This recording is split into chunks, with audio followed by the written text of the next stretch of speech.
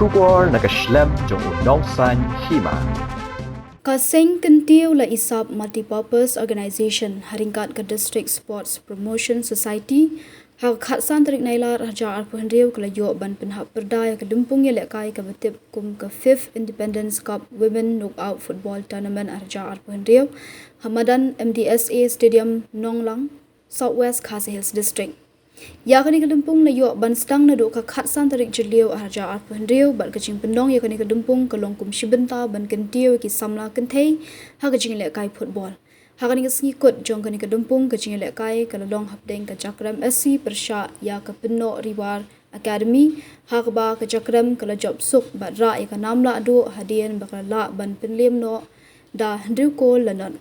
Yakni kedempung lawan ban penhap perda da ubah Komander Shampliang Presiden HFU buat Presiden Kemikhalia Filmmakers Association Kumukongsan haringkat kejinon lang ubah Laing Lingdo Vice President MDSA kidokot jong ka KLISMO buat kiwi-kiwi.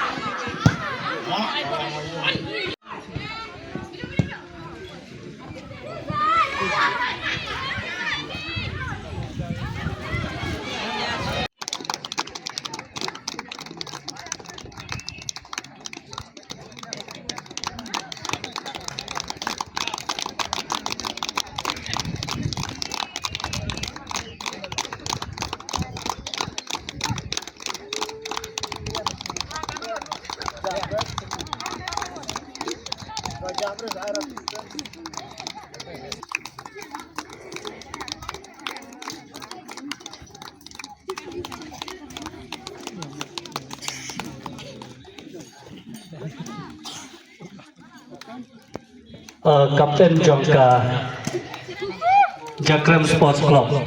Pinsa kiu siapolo, pinsa let siki benta jongkari India. But yo let's say haboi kesngiru, pinsa yo ban mikmat ya kari India ha di platform jong ke international.